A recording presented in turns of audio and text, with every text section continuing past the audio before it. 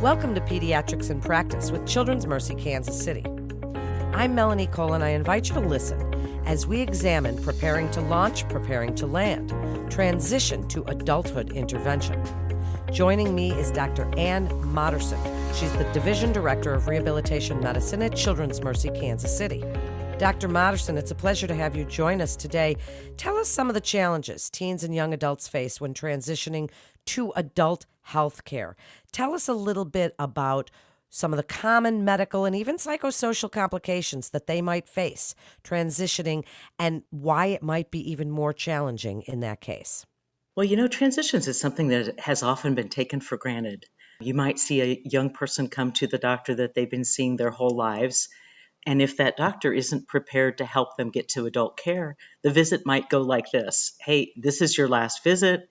Good luck finding an adult provider. Have a good life. And that really doesn't take into the complexity of that child's and young adult's medical condition or how much stress a conversation like that would have. So we take the premise that kids need to be prepared, all kids, not just kids with chronic medical conditions, but, my own teen, she had to learn this is your insurance card, this is your pharmacy, and if you don't pick this pharmacy, it costs more.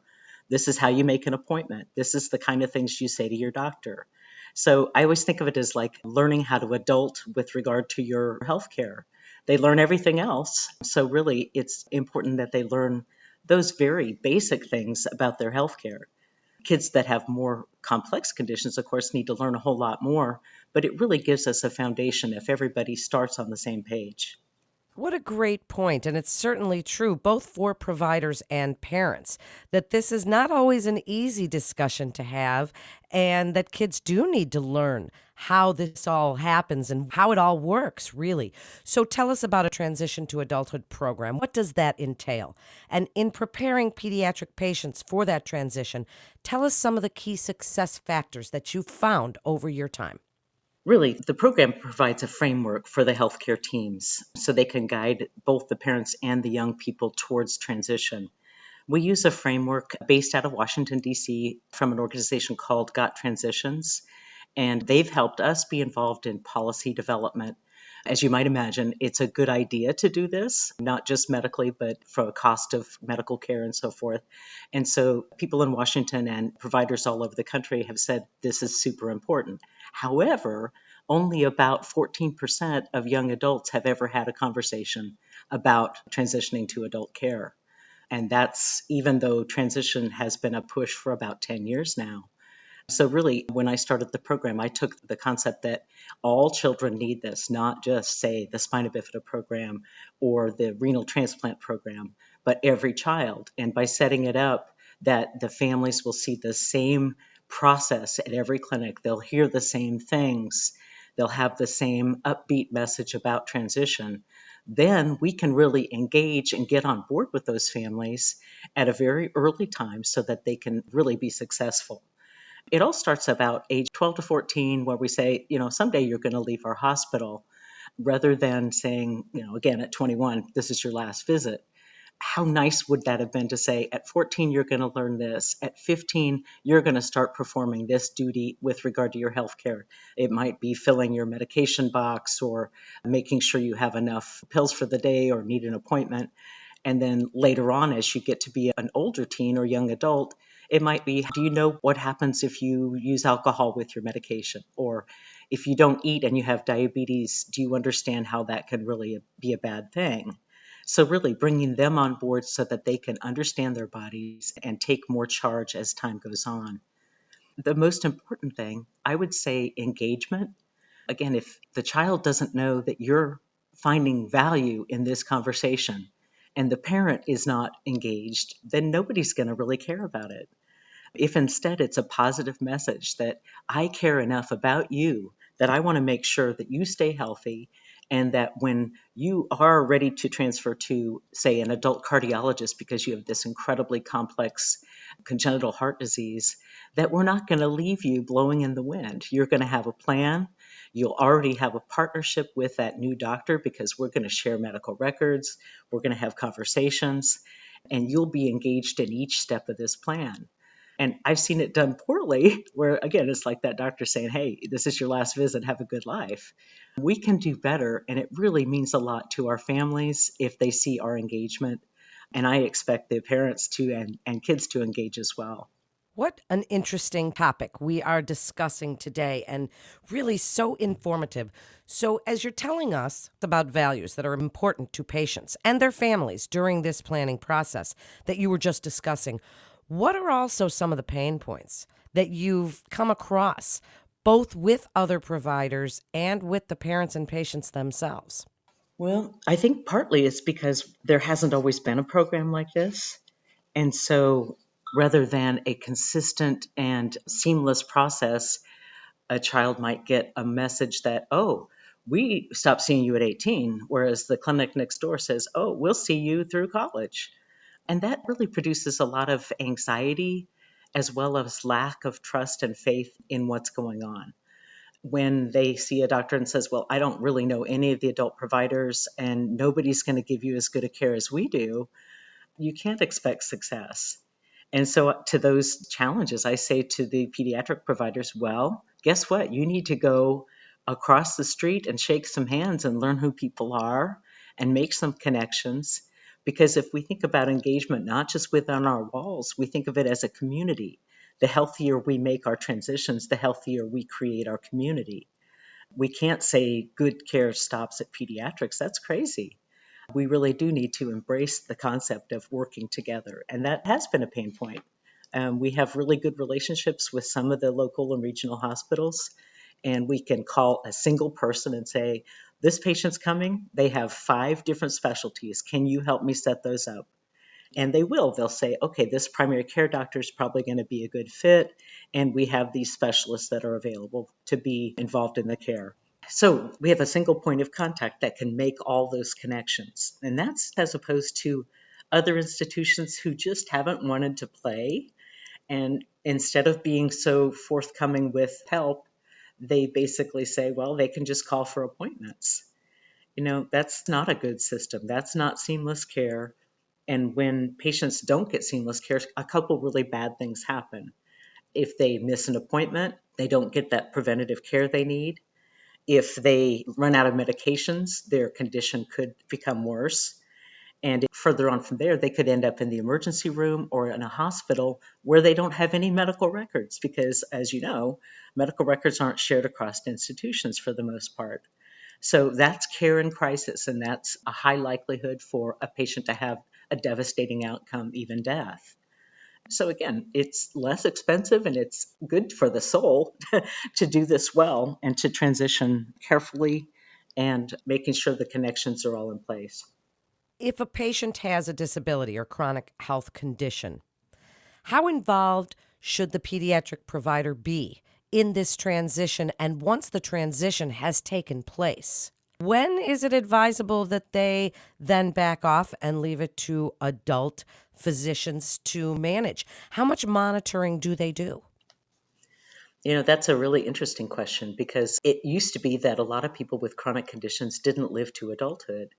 And so a lot of adult providers kind of think of them as those are childhood conditions and we don't need to worry. Well, when you think about it, kids with CF now live into their 50s and 60s. That can no longer be a pediatric condition. The same is true for diabetes and Down syndrome and cerebral palsy and spina bifida. So we really do have to re-engage the adult providers to say, this is no longer a pediatric condition and we can help you to see how to care for them. But the issue with kids with special needs can be variable. In my own clinic, in the rehabilitation clinic, roughly a third of my patients will go on to be completely independent with all their cares with training. Another third will continue to need ongoing help from a parent or guardian or a care provider. And that might mean financially making decisions for healthcare. It might mean making appointments because that part of it is more difficult, or any other aspect of arranging care. And I've got another third, the last third would be completely dependent on adults to provide their ongoing care and decision making. And so with that group, we have to really put things into place like guardianship and durable power and all those resources they need to still find care. They're still adult bodies with adult conditions when they become adults. And so they can't drop off the screen. The pediatric providers need to provide some insight and guidance, like how often should we get these lab tests? Do they still need hip x-rays now that they're skeletally mature? Do we still need to do XYZ? And so if we can, over time, with the adult providers in mind, develop kind of a playbook, this is a playbook for diabetes, this is a playbook for asthma, this is a playbook for cerebral palsy, things you should keep in mind, not telling them what to do, but kind of telling them what are the signs, what are the things you should worry about, and what are the things that'll just give you the peace of mind that everything's going well. If we can send them out with a summary that gives them details about a sick plan for somebody with a muscle disease, increase their respiratory care, increase their support, this is when to call, this is when to really be concerned. Then we've not thrown them to someone who doesn't know what they're doing. We've given all the players, again, a framework that we're sharing and often developing together. We would like to have a system, we haven't quite done this part yet, that we can link them back into our system just for a questionnaire. How's it going? Have you experienced complications? Have there been other issues? And most importantly, how can you help us improve the process? That way, again, we'll strengthen our relationships with adult providers and really in the future be able to provide a network of healthy care throughout our community. And that would be very strong. And again, it starts with pediatrics to adult care, but I think it really stretches beyond that because of the emphasis on community health. What a great idea that questionnaire is, because then you can hear from patients themselves and their families on how it went and what they feel might have been able to have been done differently. That's a great idea. So as we wrap up, please give us your top recommendations that you'd like physicians or other healthcare providers to consider when they're creating this successful transition experience, monitoring their patients as they go through this. How can providers serve as an advocate for their patients as they transition to adulthood? So at Children's Mercy, we now have 36 programs encompassing 18 different specialties that are integrated into our network for transitions. They follow this same policy. That means there's still a lot that aren't, but I have very strong support from administration that they want everybody to get on board. So that's the first thing. Engage in the process. The process will help you. Our public webpage is full of resources. We have created the first interface with Cerner, so it's incorporated into the electronic medical record. We score people. We score, like, if your clinic is participating, we can dial down by specialist, by age group, by location, how often they're having these conversations, and if they're setting goals. So we can help them if they're in a place where they're not doing well. But really, to engage in the process and see the value is really going to, again, help the health of their child.